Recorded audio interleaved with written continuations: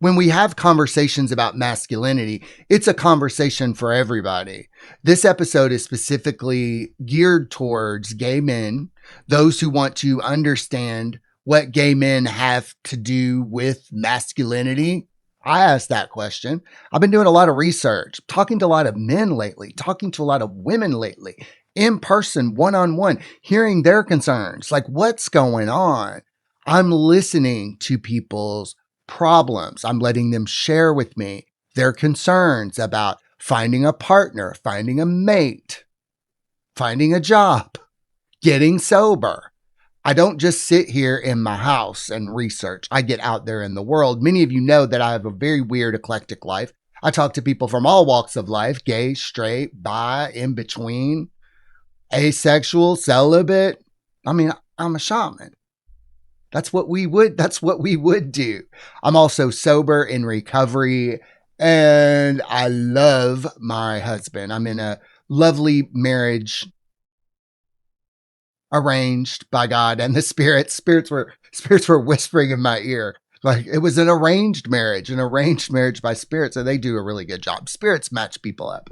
So when I deal with topics such as this, I understand that there's some controversy about it, but we have a back to basics approach. We're going to listen to it because men feel better when they're able to be masculine, and women feel better when they're able to be feminine, primarily. And how do we know this? I'm going to get into that today. You might have some objections, and you might disagree with me. We can disagree with each other without having full, complete come apart. And as always, what resonates with you. And if it doesn't resonate with you, no need to hate on it. It's just not for you. And honey, that's okay. So when I'm dealing with gay topics on this channel, I am going to play this techno remix version of the Shaman Patrick Show theme song. So are you ready, queens? Let's go. He was once a storm in human form, sharp tongue, cold soul, heart-born and torn, living like a ghost who missed his grave till the spirit sang out and called him brave. He got rewired by the great unknown, heard the call like a dial tone of the bone. So pull up a chair, enjoy the glow.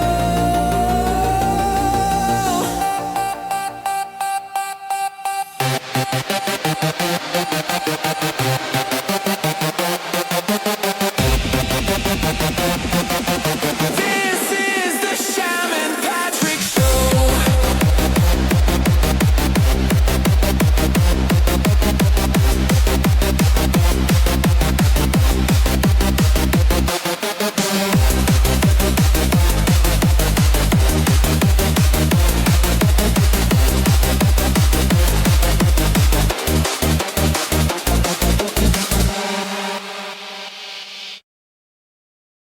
Our entry into this topic is going to be me reacting to a video from another gay therapist. Keep in mind, a shaman is not a therapist.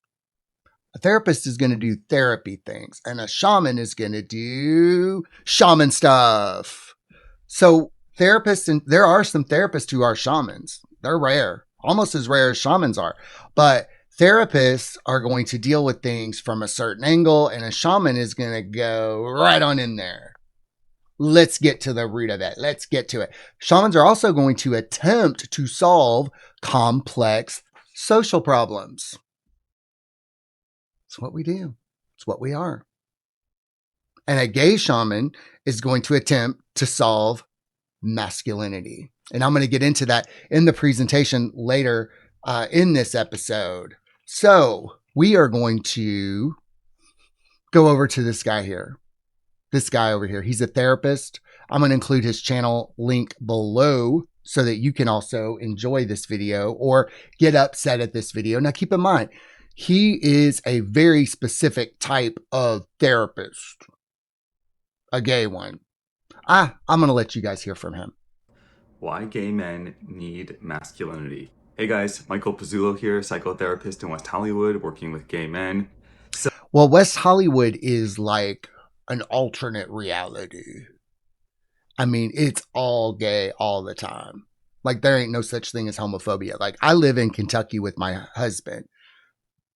We have entered the brotherhood of all men. We're no longer part of the gay community. if there is such a thing. We call bullshit on all that stuff. However, if you live in a predominantly gay area, like I lived in Boys Town in Chicago, it was like living in an alternate reality. It's easier for ideologies and brainwashing to occur, because if you do not adhere to the ideology around a bunch of other gay people, they will reject you. Gay men can be very vicious, and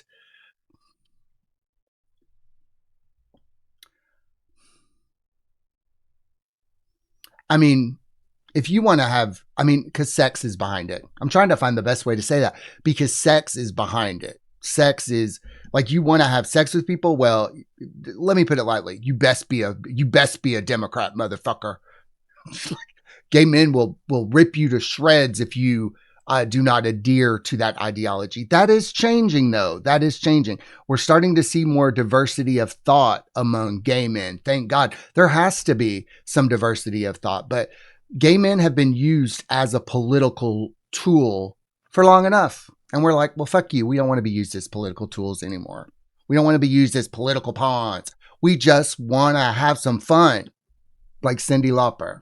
So there's been a lot of conversations right now about men in general and masculinity, and I think a lot of them are problematic. But in particular, that word. See, you can tell there's a little bit of ideologic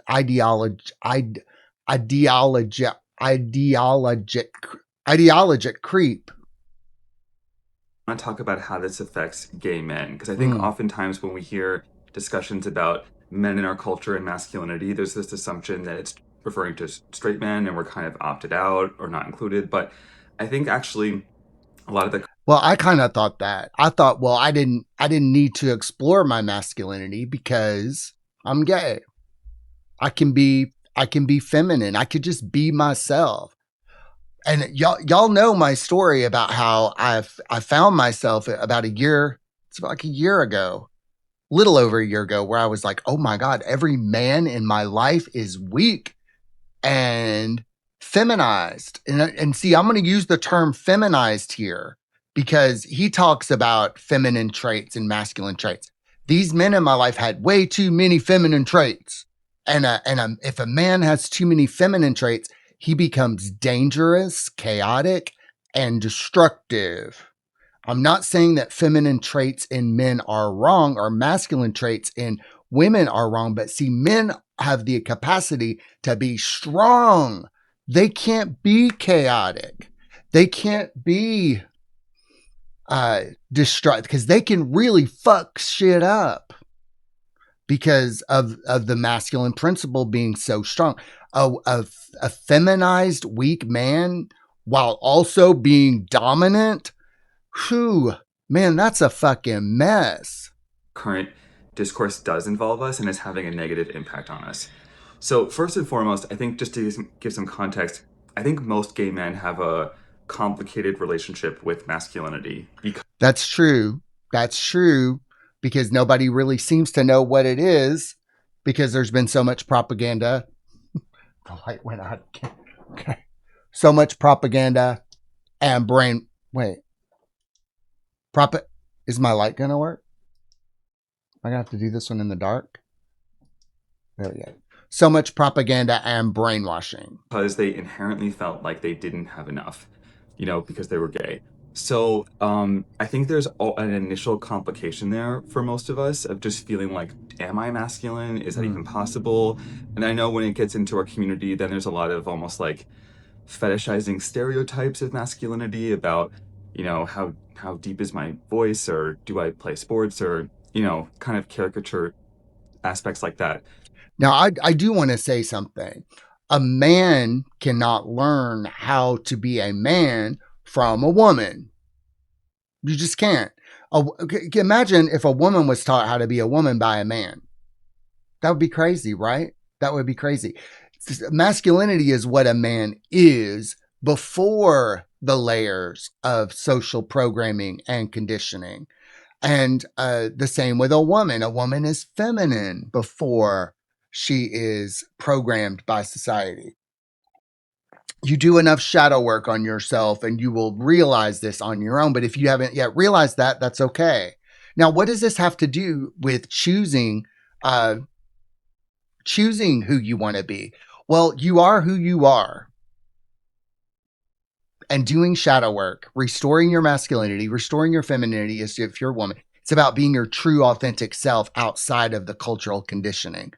There are books that talk about this. Owning Your Shadow by Robert A. Johnson. Even A New Earth by Eckhart Tolle goes into this a little bit. And of course, all of the works by Robert Moore that talk about men, and manhood. We have a crisis of masculinity on in our culture, in our country, in our communities, in our families.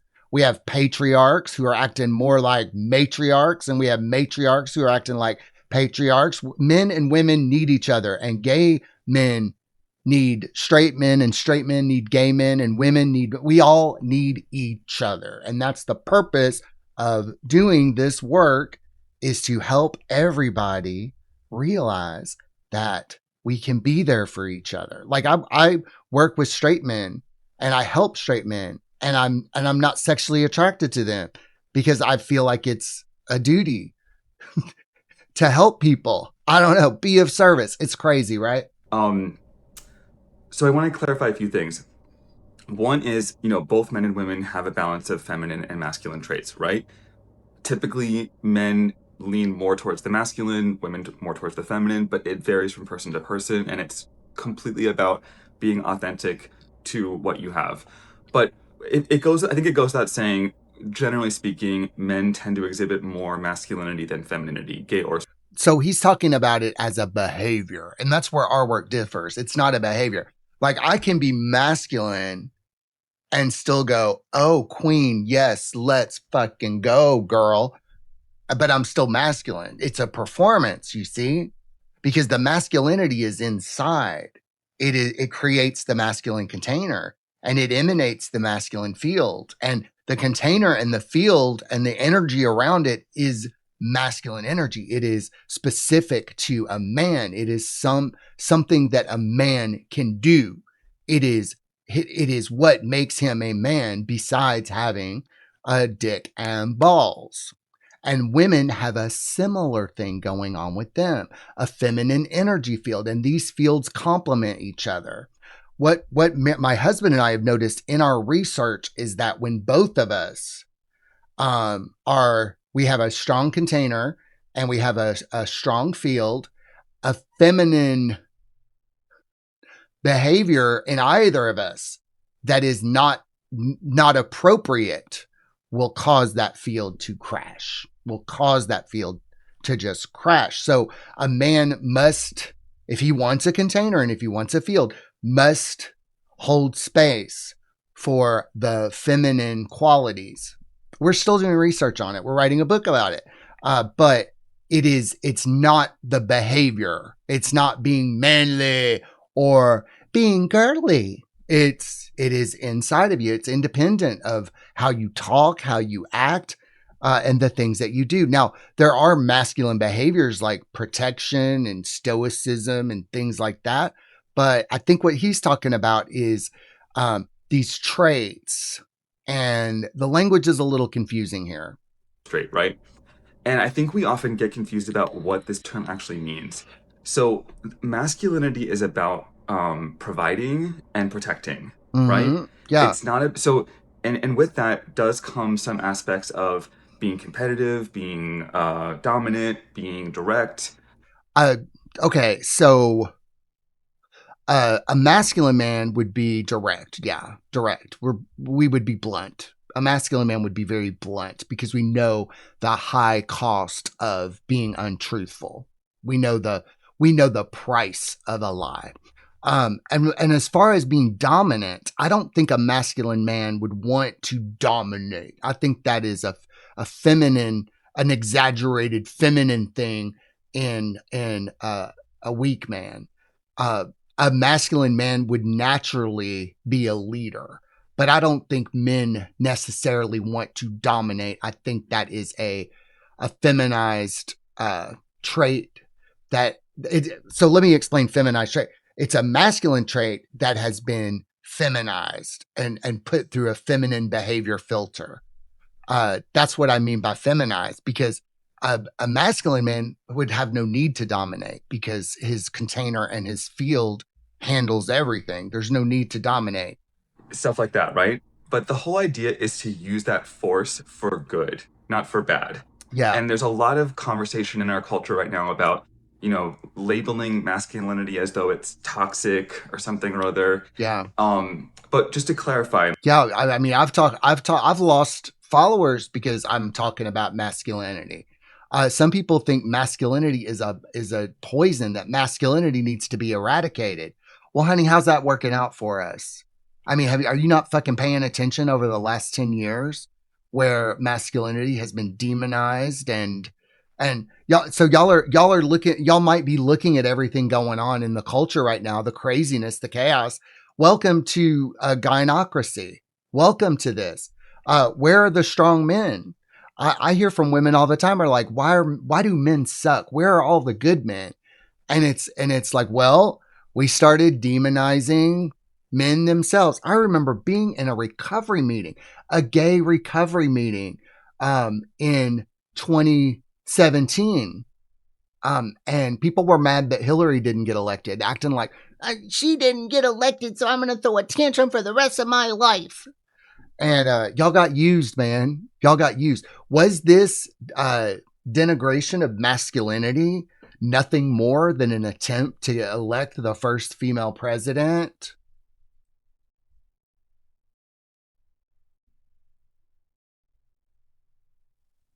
Yes, it was. So they kept it going to try to get Kamala elected as well, and it just didn't work. It just made everything a big fucking mess. So strong men and masculine men have to step up and clean this shit up, essentially, and that's what happened. That's why masculinity is being restored. But when we say these things, keep in mind that we're just trying to get to the solution here. We want the solution to be here. So when I was at this recovery meeting, there were gay men there talking about what pieces of shit men were. And I'm like thinking to myself, here I am. I'm in my late 40s, and I don't remember gay men ever hating on men. We loved men. I still love men. I don't think men are pieces of shit. That would be really like, imagine being a straight woman and hating men. My God, that's hell on earth. Imagine being a gay man and hating other men. That's sick. Y'all need therapy, bitches. The masculine force is about doing good. So the idea that it can be toxic to me makes no sense. I think they're referring to acts of violence or, predatory things that are horrific. Those are not masculine. Those are just bad. Those are just evil, poor behavior, something or other. But I think we need to bring back to the real definition of the word, that masculinity is about providing and protection. And these are really important functions in our relationships, in our society, and so on and so forth. And they're functions that gay men provide as well, right? Gay men are very educated in our culture. We are doing very well. So a gay man has to kind of be smart in this culture. You do. A gay man is going to be smart because he has to survive. He has to survive. So gay men, I'm not going to speak about gay women. Gay women are smart too, but gay men have to grow up and wise up. If they want to have sex with other men, you have to be really smart. You have to be really intuitive as well to read a room and know if there's any danger there for you. So gay men are naturally going to be smart. That's my experience as well. And one of the reasons why gay men are so attracted to drugs and alcohol is because in many ways you become too smart for your own good. You start to see through the bullshit. And it's why gay men are naturally shamans, priests, monks, and all of that. At least they have been historically. And I don't believe there's been a campaign to neuter the spiritual power of gay men. It has happened anyway. To economically. So we are providing and protecting quite a lot already. The masculinity that we exhibit actually does have a positive impact on the world and on our culture. And I feel like that's getting lost a lot in the shuffle. And I would say that, look at Ryan Murphy.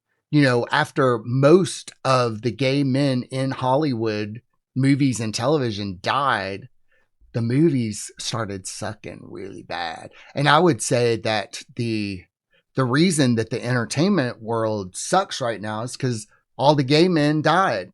We don't have our gay elders. Like the generation before me is mostly gone. You don't see many get older gay men because most of them died of AIDS in the 80s, and that's a sad fact. And those that did survive were very nervous and fearful and scared, and it, you know, that did have a large effect on us. Whereas today, oh, I'm not going to say that. I'm going to say that later. But let's get back to this. The benefit, I think, of being gay is that we get more permission to celebrate our feminine side, which is fantastic, right? I think straight men have a very difficult time embracing that part of themselves because it's shamed and ridiculed, and we're given a lot more permission, which I think is one of the good things that we get to have. And see, I love this about gay men. Like you take a band like Kazaki. So Kazaki is a band, and it's gay men. Well, some people say they're actually straight and they're just dancers and they're just dancing. But you take a band like Kazaki and they dance in high heels, and they're all beautiful. They're all very talented. They were in Madonna videos. But you take this band who I adore. I've even showed straight men Kazaki, and they're like, oh my God, these guys are great. It's a masculinity and a femininity in one, and it is so beautiful and incredible. I love this band. I want to promote this band. They haven't made new music since 2020, and their last music video, they couldn't do it together because they had to stay apart because of COVID restrictions. My God, when will COVID, you ruined so much for everybody. I hate you. I hate you, COVID. I hate you. But, you know, with celebrating the feminine side, which is great, we don't want to lose track of the masculine side altogether. And we definitely don't want to demonize it. Because I think we're getting hit sort of with a double whammy of, you know, growing up feeling like I am inherently not masculine enough, so I don't know how to even cultivate this part of me. And now we're adults, and now we're being told that masculinity is toxic. So now I really want to push it away. But that is fucking so much stuff. Like my best friend was 18 years old, and she had a little brother. He was like 13, and I was 16.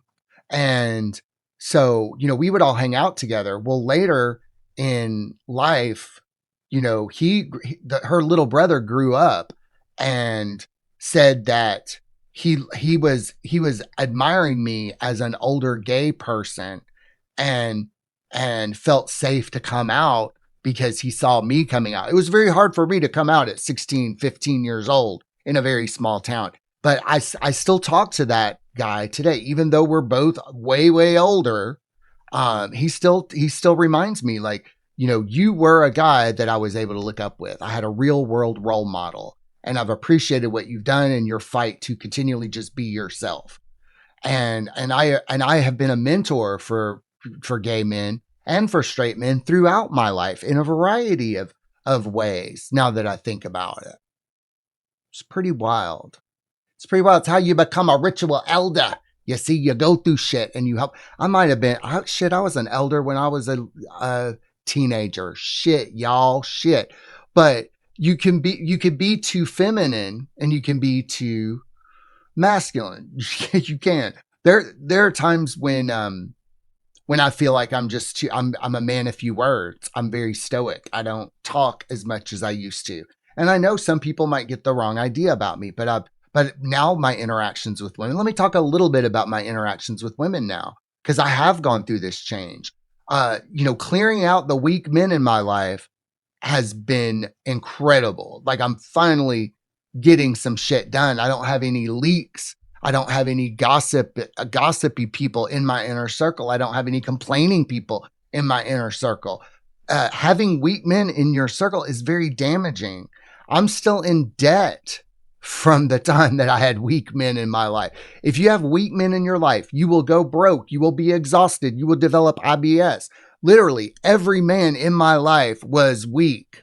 I had no strong men in my inner circle whatsoever.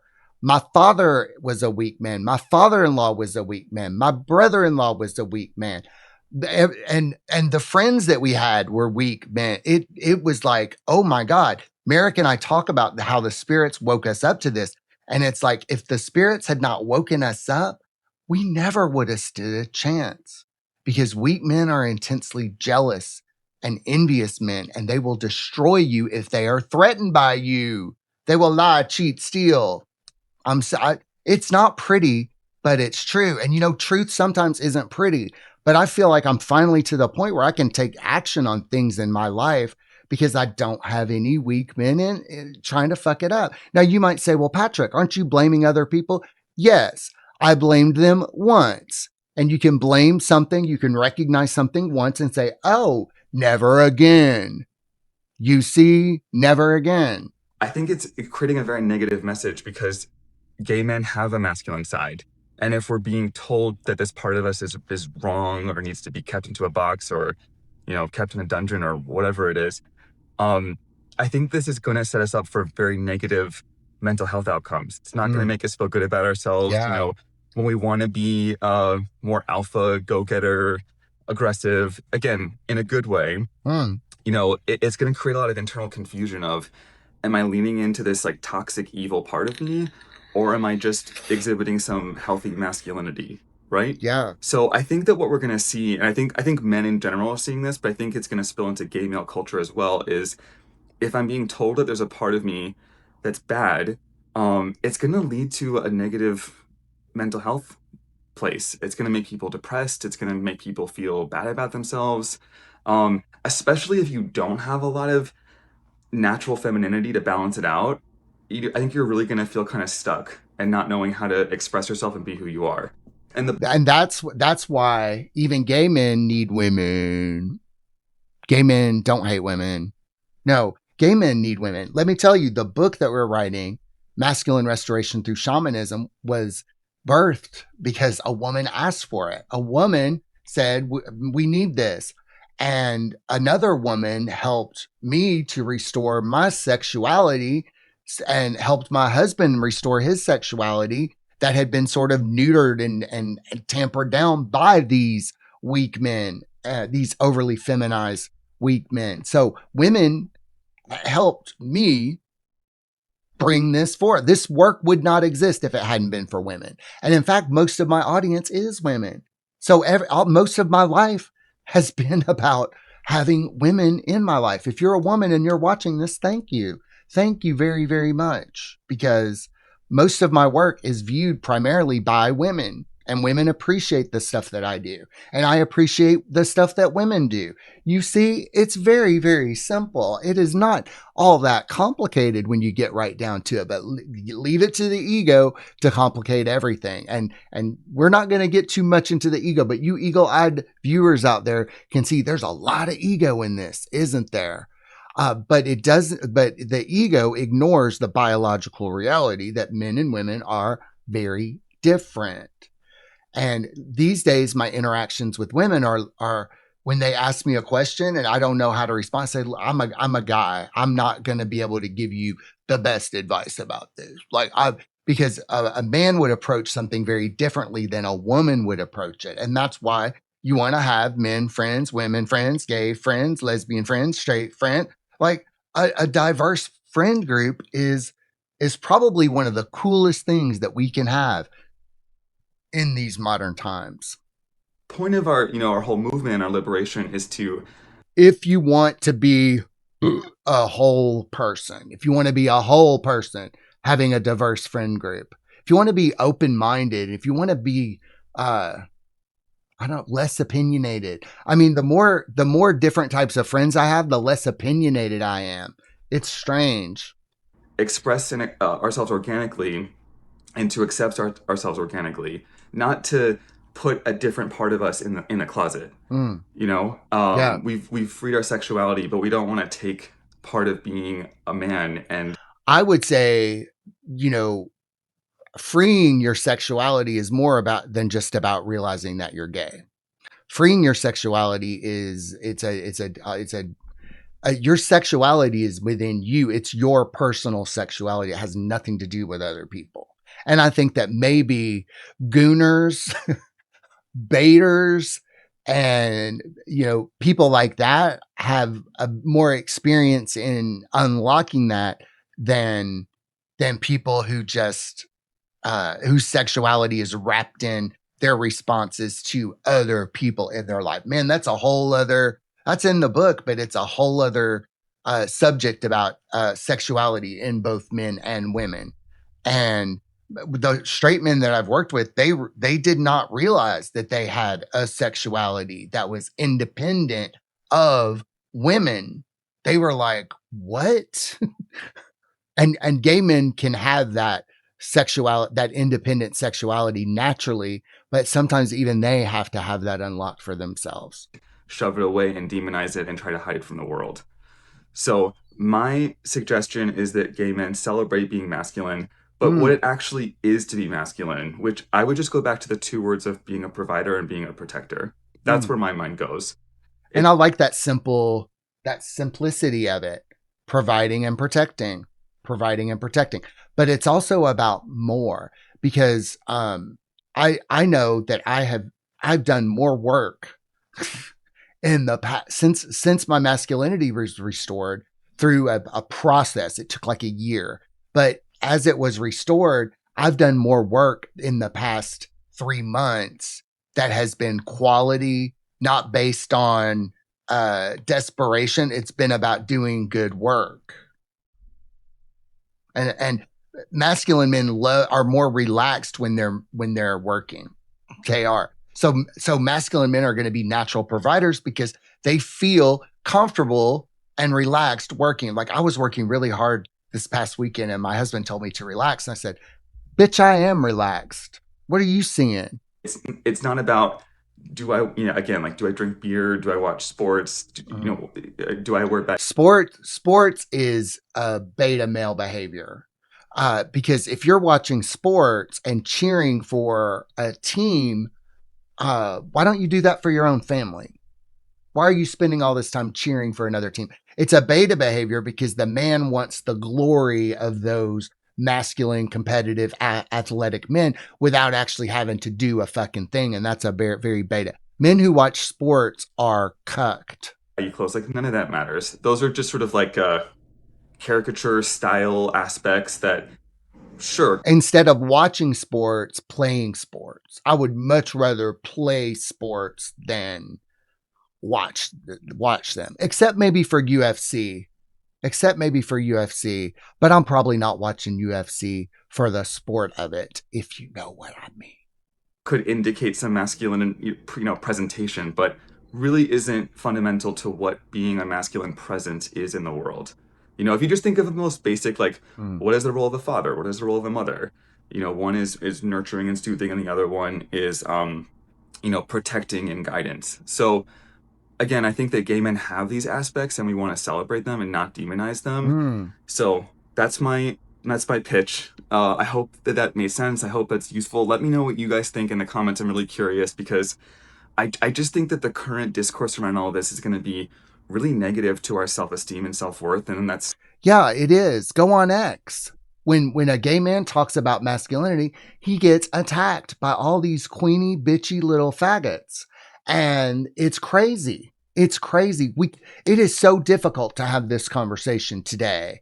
And you got to have balls to be able to have this conversation, literally and figuratively, because women really can't talk about this topic because they are not men. They don't know what it's like to be a man.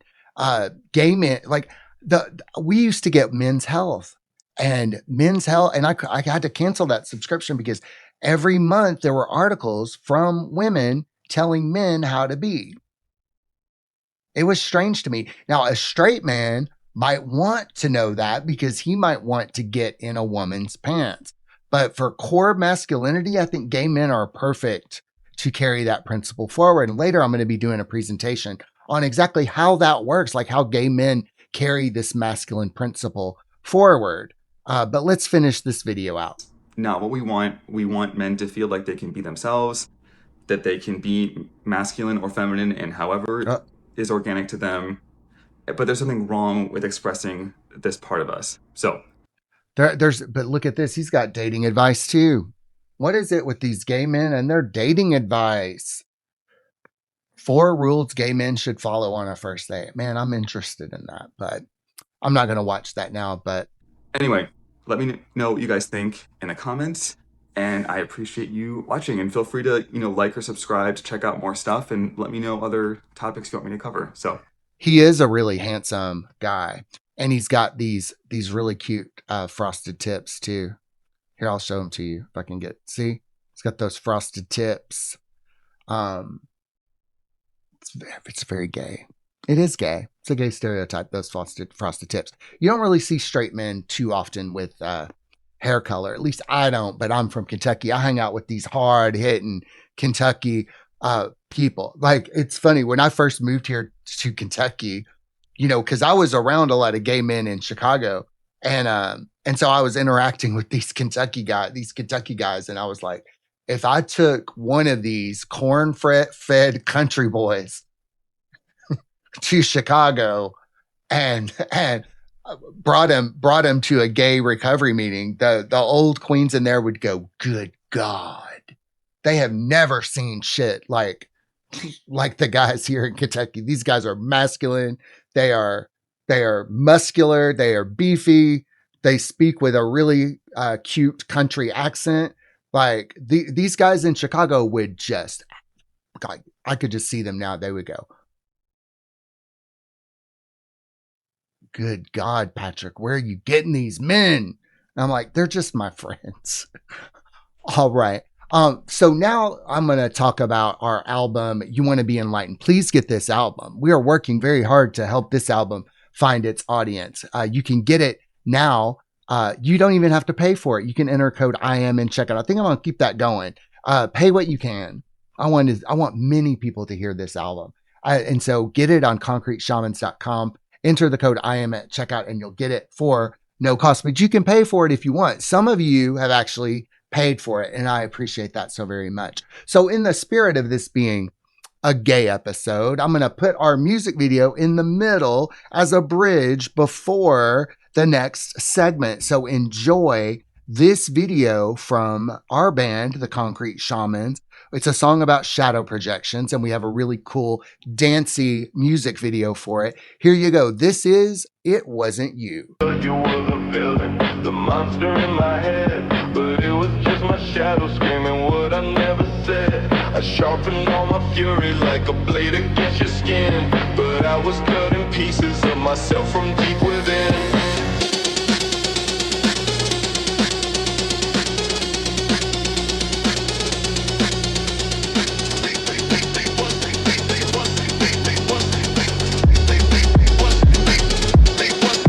Wasn't you. It was my broken glass, projecting all the demons from a wounded past. I burned down bridges just to feel alive. The fire was mine, not the look in your eyes. I swore you were the trigger, the reason I was torn, but shadows only surface when the light is born. Every fight I started, every war I waged was a mirror in disguise with my soul on stage.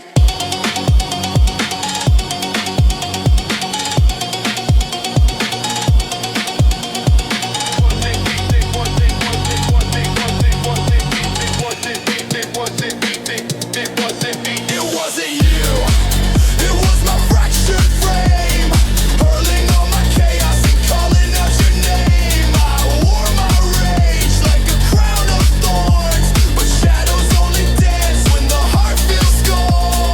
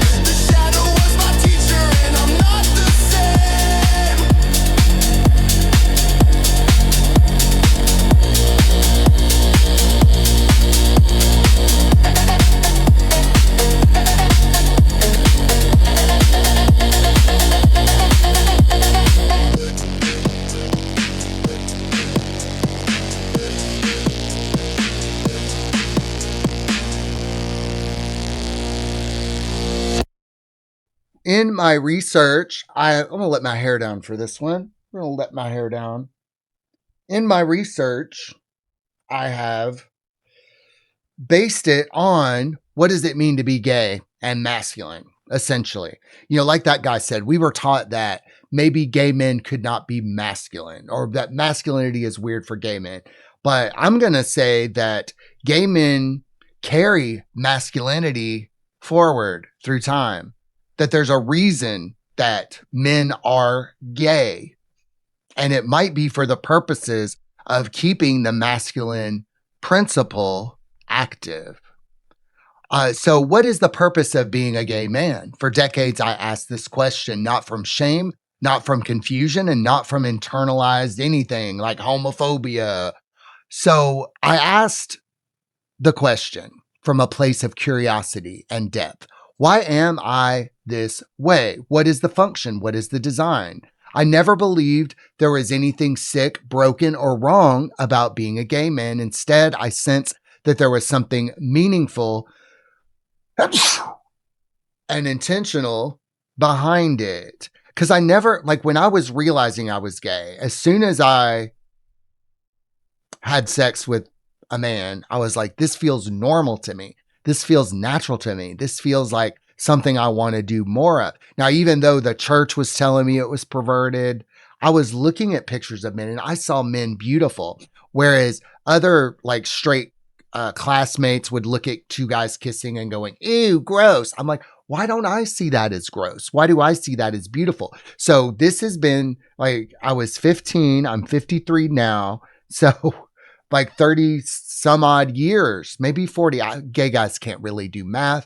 But it's like, why do gay men find that stuff beautiful? And why do straight men either feel nothing or find it distasteful? I don't find straight people distasteful. I mean, when I see a man and a woman making out, like I want straight men to find women to marry and partner up with and fall in love with. That's what I want. I ain't trying to turn straight guys gay. I am not doing that. And besides, you can't do that anyway. You can't turn people gay. But I want straight men to find women and make families. I do. I think our culture, I mean, I'm an American shaman. I would want that, right? I would want that. So that's what I want. And that's what I want to help men and women do. Get together. Masculine men and feminine women. I think it's great because it's so very simple. It's based on simplicity. Relationships are not complicated. Relationships are very simple when you strip away the conditioning and the programming. So it's been a lifelong thing. Like, why did God make me gay? Why are you gay? Why am I gay? Essentially. And so it's been a lifelong thing. They tried to convert me when I was 16. I tried to pray the gay away. So whenever a Christian comes up to me and said, Patrick, I can help you with that problem. I'm like, bitch, it ain't a problem. And besides, I already tried it. Didn't work. But every good thing in my life today is because I am gay. And every good thing in my life is because I was a drug addict and an alcoholic. Do you see how this works, y'all? Do you see how this works? Because if being gay was bad or wrong, then why did all these wonderful, beautiful experiences happen in my life? God made me a shaman. Now, you might think that my life is sinful or an abomination, but honey, I don't eat at Taco Bell. I think Taco Bell is a bigger abomination than two men loving each other. Very unnatural. Fast food isn't food. That's an abomination against God, what God created. Those are my beliefs. I believe that if you eat Franken foods or heavily processed foods, those are the true abominations. But I see Christians going to brunch after church and getting the chicken finger basket at O'Charlie's. I'm trying to say that in a kind way. So this is a theory that continues to evolve through research, lived experience, spiritual inquiry, and masculine restoration work. Nothing here is presented as an absolute truth. It's an exploration. It is perspective. It is a possible answer to a lifelong question. What follows is part of my ongoing attempt to understand masculinity and restore it within myself, and to help all men reconnect to something essential. We take a back to basics approach because modern culture has been flooded with confusion, propaganda, and noise. To learn anything real, we must approach it with a beginner's mind. We must approach it from a beginner's mind. This is difficult for people. I've suggested to people that they take a break from meditating to confront some things in their life, and they're like, "Whoa, meditation is good." It's very hard to get people to go back to basics. But I've had to go back to basics on a variety of things in my life. Sometimes you just got to throw everything out and start all over again because the ego is going to try and learn and hijack every little thing you do. So going back to basics is a way to say fuck you to the ego each and every time. But what is the masculine principle? This theory begins with the idea that the masculine principle is not about gender stereotypes, domination, or outdated power structures. It is a universal force found in both men and women throughout every human culture. The masculine principle represents clarity, truth, direction, structure, discipline, courage, and the ability to face reality without collapsing. It is the active force that builds, protects, creates, and transforms. The masculine principle cuts through illusion and bullshit. It creates order out of chaos, faces challenges instead of avoiding it, builds rather than drifts, embodies purpose instead of passivity, holds a strong container for others, and speaks truth even when it costs something. So let me go back to these weak men that I was around. They would only speak the truth if there was no cost to it. They would only speak the truth if there were no consequences. So when my husband and I started speaking truth to these weak men, they were scared. They're like, this might cost me my job. This might cost me my livelihood. This might cost me. But if the truth costs you that, it means you were living in falseness. I've seen people relapse on drugs and alcohol and have family members cover it up because they didn't want that person to lose their job. Okay, that kind of thinking gets people killed. It really does. It gets people killed. So I don't do that. The truth matters. Now, this doesn't mean that you just tell people the unfiltered truth, because masculine men will also realize that you never tell the truth if it's going to destroy something or somebody else. You live in truth, but you also dole that truth out with reason and logic. A feminized man may not be able to do that. They will be confused about it. But, there are things that I do in my personal life that you guys don't need to know about. I mean, some of you might want to know about some of the fun stuff, but most of you don't want to know about that or need to know about it. So me sharing that in an appropriate place is necessary. Like nobody needs to know how big my dick is.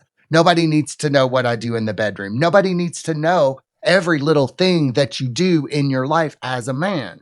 But at the same time, being truthful is not about that. Living in truth is different than just telling the truth. Like if somebody says or asks me, why did you stop talking to me? I would say, because you pick fights with me all the time and I'm just trying to be peaceful.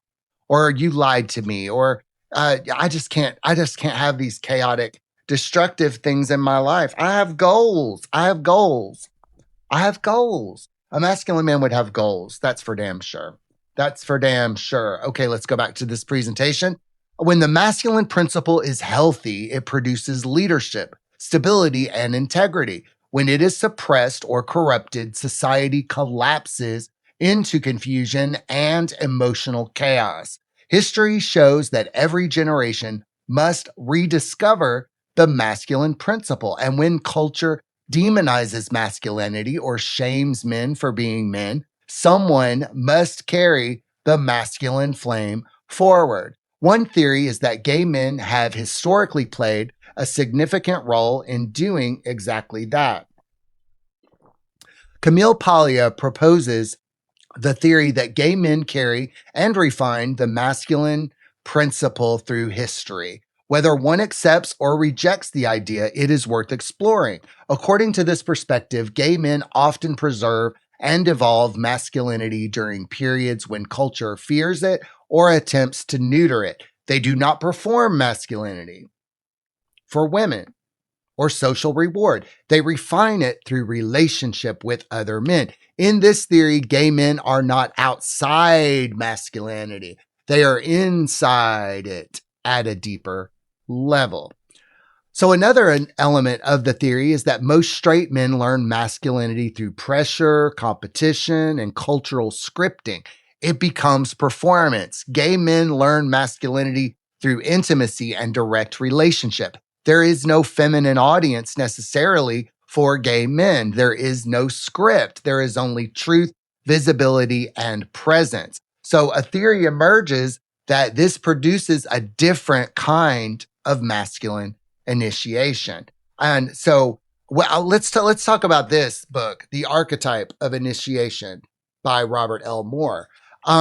Most men in our culture are uninitiated.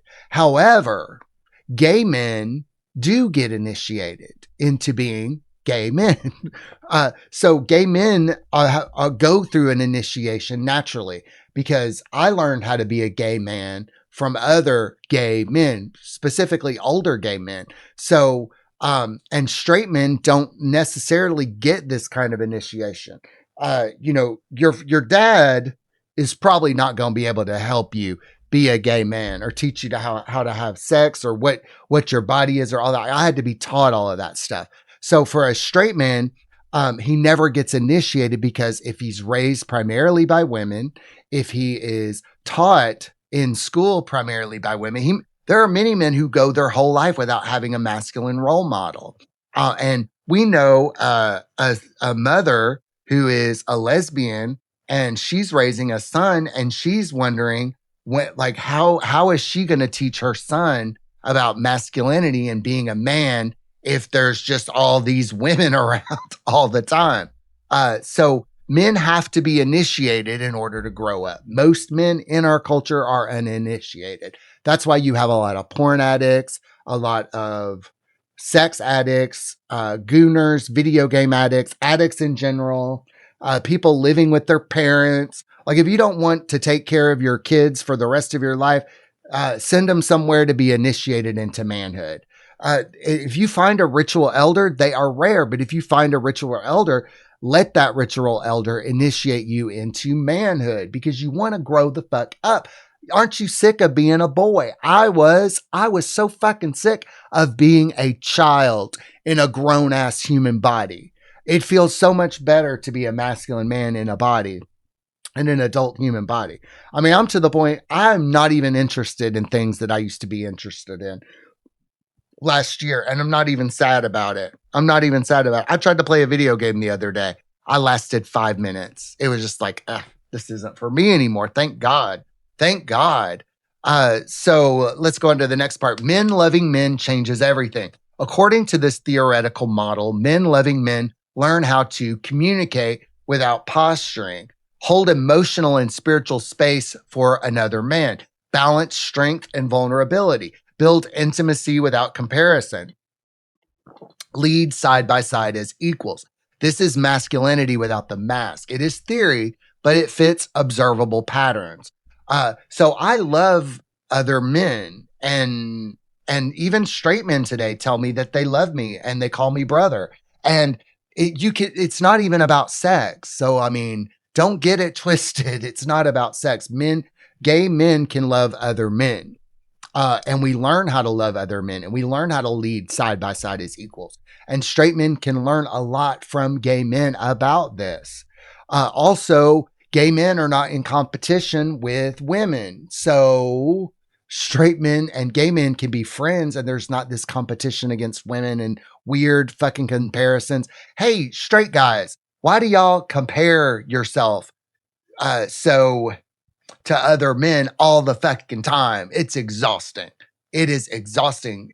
Find a gay friend and have a fun time with a gay friend. Straight men should have a gay male friend to help them learn how to be themselves and relax and have fun and not be thinking of women all the time. A man who thinks of women all the time no. Men need to be around other men primarily. You could have a wife and all that other kind of stuff, but there's a brotherhood of all men that you're missing out. I think Eli Long over on his retard maxing channel has got this shit figured out for y'all. So watch Eli. He's all about like, yeah, put your face in some titties sometime. But if you're thinking about women all the time, if you're crying over women all the time, grow the fuck up. Like, oh, this woman broke up with me. She doesn't want me. Good. If a woman says she doesn't want you, move the fuck on. You see what I mean? You see what I mean? A gay man would probably say, honey, you are beautiful. You are handsome. You are hot. She don't deserve you. A gay man can make a straight man feel really good about himself. So historically, many priests, warriors, healers, shamans, artists, and philosophers who shaped the world were gay, even though there was no term for it, or lived outside conventional heterosexual roles. This theory suggests that freedom from reproduction and lineage obligations created space to cultivate culture, art, philosophy, spiritual practice, mentorship, and brotherhood. They preserved emotional, artistic, and creative dimensions of masculinity, while others focused on survival. They protected creative and spiritual power, brotherhood and initiation, emotional truth and artistic expression, courage outside conformity. Whether literal or symbolic, this theory suggests they kept the masculine principle alive. And so some of you might say, well, that's not true, or it's a theory. It is a theory. It is a theory. I'm not trying to pass off my theories as facts like they do with dinosaurs, climate, evolution, science. I will not present it as fact. It is a theory, but it rings true, doesn't it? My experience as a gay man who loves other men, even when I was doing erotic photography of other men, I tried to take pictures of women and it just looked creepy. I mean, I think women are pretty, but I don't desire them sexually. So in a lot of ways, gay men preserve beauty of the male form for women as well. We're all in this together. Are you picking up what I'm putting down? Are you picking up what I'm putting down? So we got to be able to teach masculinity without fear. So another theoretical observation, many straight men fear intimacy with other men. They fear vulnerability because no one showed them how strength and openness coexist. Gay men, according to this theory, demonstrate something different. They show that masculinity is not destroyed by tenderness or emotional connection. Brotherhood is essential to male development. Power and compassion can belong together. This may be why straight men are often drawn to gay mentors, artists, and leaders. Because like a straight man, if I have a straight man as a client, he can talk to me about stuff and I won't judge him for it. He could tell me things that he can't even tell his wife. Not that he's keeping secrets from his wife, but he and I encourage him to talk to his wife about the things that we talk about. But he might feel more comfortable talking to me. He might look at me as a mentor because I've got no skin in the game. I'm not going to tell him things that his ego wants to hear. I'm not going to tell him things that will make him tough to be around.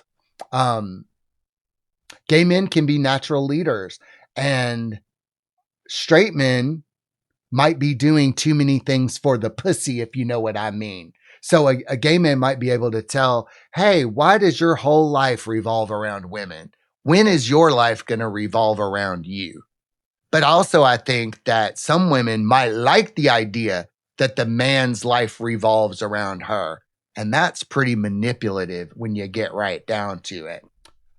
Okay, so men need men to become men. So another part of this theory is initiation does not come from women or sexual conquest. A boy becomes a man through challenge, accountability, and a relationship with other men. Gay relationships, by removing performance for women, offer an intense and distilled version of masculine initiation that demands honesty and internal strength.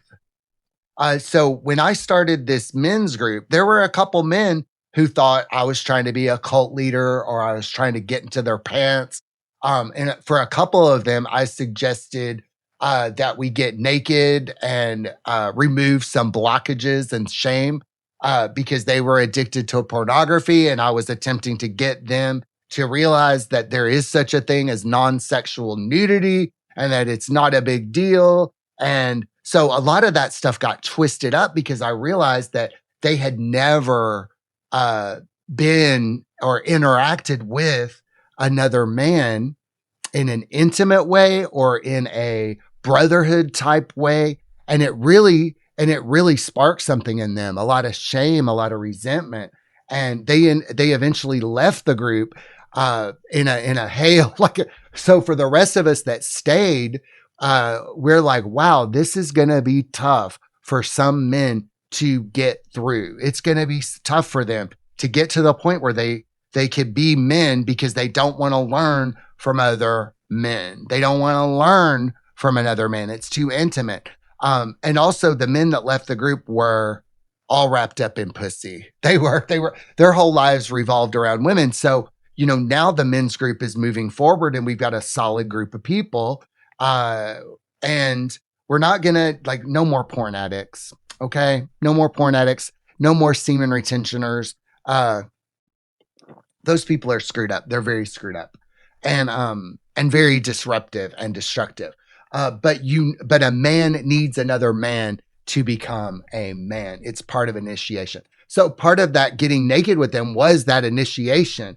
It cut through that ego. It cut through it. And I struggled with that for a while. I was like, should I do this? I talked about it with my husband. I talked about it with some other shamans, but I found that is one of those initiatory experiences that a straight man may never have, confronting himself with another man. It's wild. It's wild, but it's definitely become part of something that I do moving forward. And it's definitely something that I find great value in. And other female shamans that I've talked to about it said, yeah, that is one of the most powerful things when you blend shamanism and nudity. It puts you in an altered state. And it's definitely something that I had ignored for a long, long time and didn't want to explore at all. But now I'm so glad that I did. So now let's get into the truth of this theory. This entire perspective is offered as theory, not doctrine, but it raises a meaningful proposition. Homosexuality may not be a deviation from masculinity. It may be a sacred expression of it. Gay men may carry knowledge, depth, artistic vision, emotional intelligence, and spiritual courage that culture needs in order to evolve. When men learn from men, they become men, not performers, not actors, men. Because I love being a man. I love being a man so very, very much. And I love being gay and I love being a shaman. And as we conclude this particular episode today, I want to thank you all for joining me. But these are just theories and these are just conversations that we're having. That's all that's going on. And, we're still working on our book and our content about masculine restoration. You can check it out in the link below. So whether you're a lady or a man or a gay guy or a straight guy, we all need each other. And I love you all, no matter your orientation. No matter what you've done in the past. Forgive yourself, forgive others. I just think we need to be taught this stuff. We just have to be taught because your father should have taught you how to be a man. Your mother should have taught you how to be a woman. And if nobody taught that, if your parents didn't even know to teach you that, it's not their fault. So one final plug I want to ask you, please get yourself a copy of The Machinations of Ego. Get it, read it, wake the fuck up at concreteshamans.com. And hey, everybody, don't forget that we love you. Yes, we do. Universe!